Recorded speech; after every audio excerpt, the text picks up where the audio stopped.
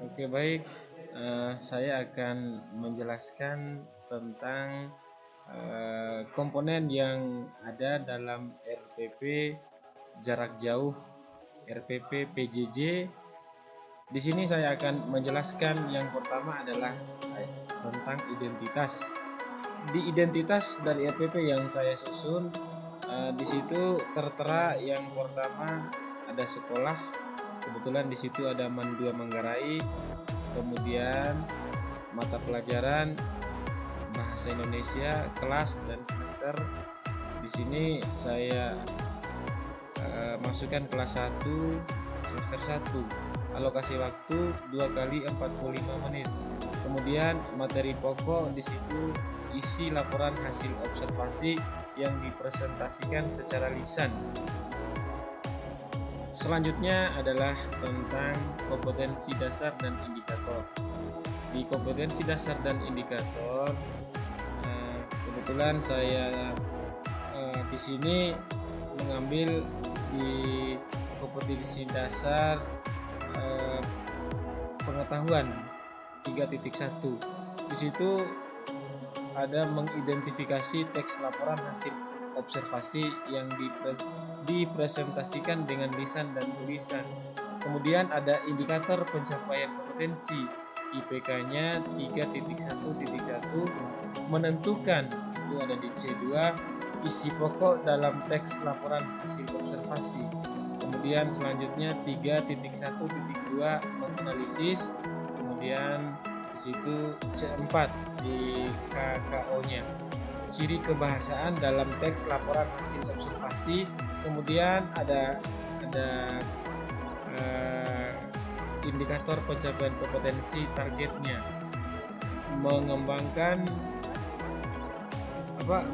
menyempurnakan teks laporan hasil observasi berdasarkan struktur dan ciri kebahasaan. Selanjutnya ada KD pengetahuan. Di KD pengetahuan di situ ada menginterpretasi isi teks laporan hasil observasi berdasarkan interpretasi baik secara lisan maupun tulisan. Kemudian IPK-nya 4.1.1 menafsirkan teks laporan hasil observasi berdasarkan struktur, ciri kebahasaan dan isi teks laporan hasil observasi. Selanjutnya 4.1.2 mempresentasikan teks laporan hasil observasi. Di sini KD targetnya mengembangkan masuk di. Selanjutnya adalah tujuan pembelajaran. Di tujuan pembelajaran saya menerapkan tentang penerapan model pembelajaran discovery learning, pendekatan saintifik dan TIPEC, metode sinkronus dan asinkronus, teknik pembelajaran Mentimeter, dan strategi learning journal. Di situ peserta didik mampu mengidentifikasi laporan hasil observasi yang dipresentasikan secara lisan, menyeleksi isi teks laporan hasil observasi yang dipresentasikan secara lisan, memiliki sikap tanggung jawab, kreatif, kerjasama, dan selalu bersyukur kepada Tuhan Yang Maha Esa. Kemudian selanjutnya ada pendekatan model metode pembelajaran. Di pendekatan saya menggunakan pendekatan saintifik dan TIPEC. Kemudian di model di situ ada discovery learning, kemudian di metode sinkronus dan asinkronus, kemudian teknik Mentimeter atau di situ saya juga menggunakan grup WhatsApp atau WA. Strategi yang digunakan learning journal. Selanjutnya ada langkah-langkah pembelajaran atau sintaknya. Di sini merupakan nyawa dari penyusunan RPP daring yang coba saya susun. Di situ ada pendahuluan. Saya di pendahuluan menetapkan waktunya 8 menit. Di situ A, guru berkomunikasi dengan peserta didik melalui grup WhatsApp untuk segera masuk atau bergabung, mengecek kehadiran peserta didik melalui aplikasi Zoom, mengucapkan salam pembuka, berdoa untuk memulai pembelajaran. Selanjutnya, guru menanyakan kabar tentang kesehatan peserta didik, mengingatkan peserta didik untuk senantiasa menjaga kebersihan dan menjaga jarak saat berada di luar rumah. Selanjutnya, guru mengajukan pertanyaan-pertanyaan yang mengaitkan pengetahuan sebelumnya dengan materi yang akan dipelajari. Kemudian selanjutnya, guru menjelaskan tujuan pembelajaran atau kompetensi dasar yang akan dicapai. Selanjutnya, guru menyampaikan cakupan materi dan penjelasan uraian kegiatan sesuai silabus. Guru dan peserta didik log out dari aplikasi Zoom Meeting, kemudian masuk ke aplikasi WhatsApp grup pembelajaran.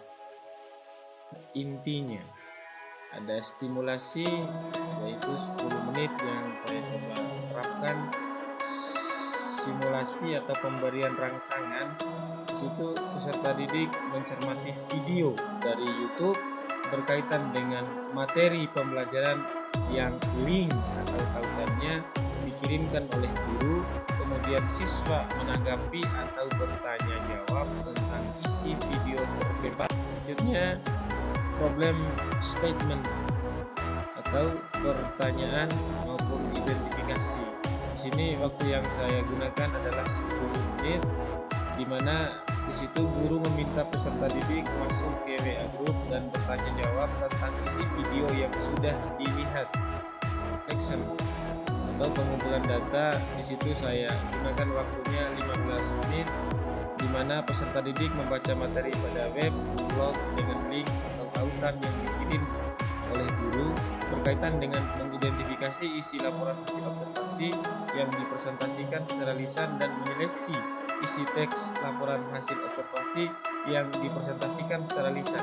Teks laporannya data processing atau pengolahan data.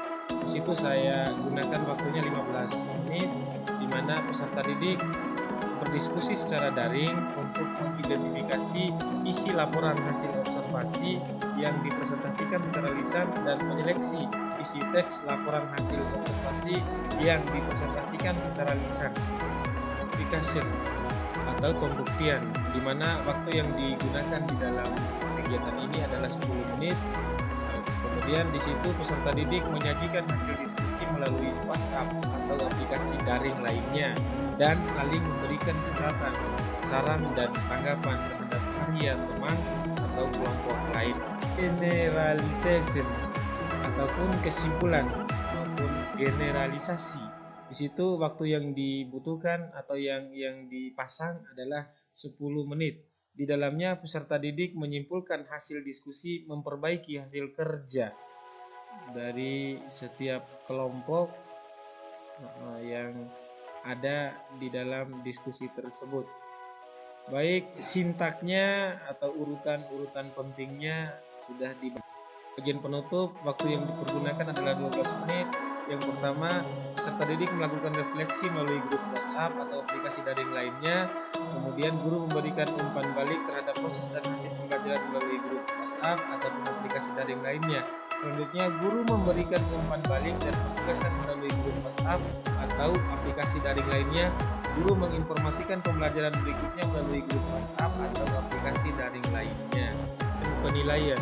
Di bagian penilaian ada 3 penilaian yang dilakukan. Yang pertama, penilaian sikap, di mana observasi saat pembelajaran, kemudian pengetahuannya, tes tertulis dan penugasan, kemudian keterampilan, produk peserta didik dan praktiknya. Bagian terakhir adalah penasehatannya.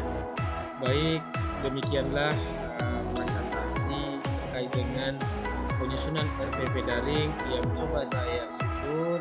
Mudah-mudahan RPP ini bisa menuai hasil yang diharapkan. Kemudian insya Allah nantinya akan kami terapkan di pembelajaran yang sebenarnya dengan siswa. Terima kasih atas bimbingan dan saran yang diberikan oleh Bapak Pembimbing. Billahi taufiq wal hidayah. Wassalamualaikum warahmatullahi wabarakatuh.